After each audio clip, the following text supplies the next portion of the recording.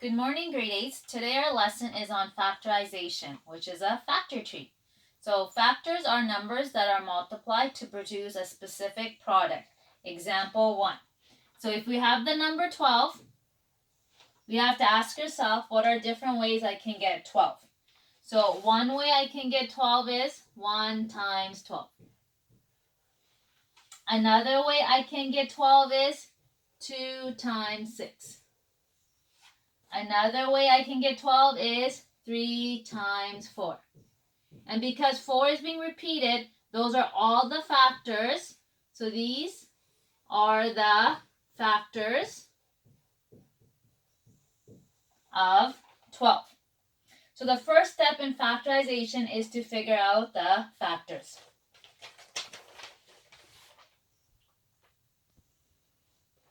By knowing the factors of a number, we can determine if a number is a prime or a composite.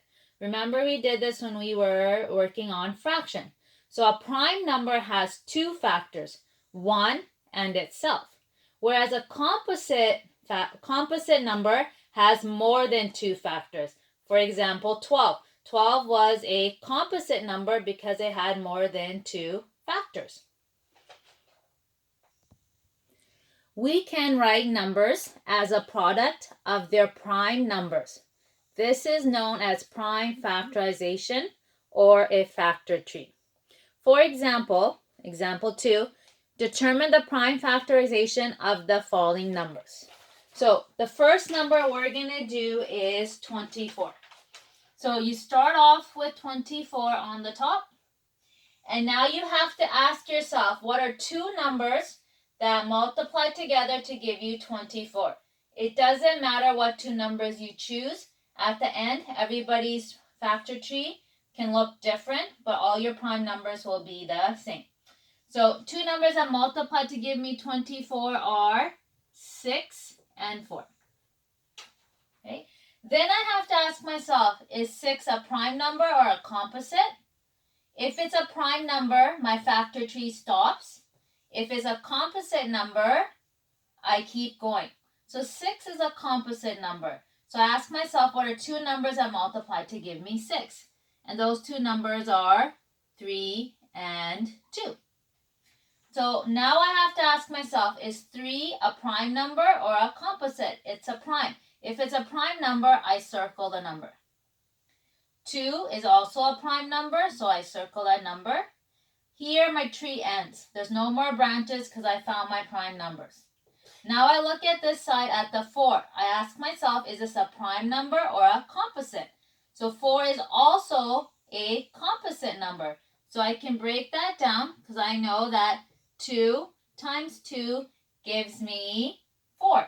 And in this case, both of those are prime numbers. So if I look at my factor tree, that's my factor tree, and my prime numbers are 3, 2, 2, and 2. Once you are done your factor tree, you write all your prime numbers like I did. So 3 times 2 times 2 times 2, and those are the prime factorization of 24. Our next example is the number 36. So I have to ask myself, what are two numbers that multiply to give me 36? You guys can use your calculators or your multiplication chart, but two numbers that multiply to give me 36 are 6 and 6. Okay, then I have to look at my 6's and ask myself, is that a prime number or a composite number? And both 6's, because the same number, the number is composite. I can break that down into 3 and 2, 3 and 2. And if I look at it, the number 3 and the number 2 are both prime numbers, so my factor tree stops at that point. So the prime factorization of 36 is 36 is equal to 3 times 2 times 3 times 2. You can write it like this. And now in your calculator, if you plug in 3 times 2 times 3 times 2, you'll get 36. But I always tell the kids that make sure you write the numbers in increasing order. So 2 times 2 times 3 times 3. Okay, so this would be your final answer.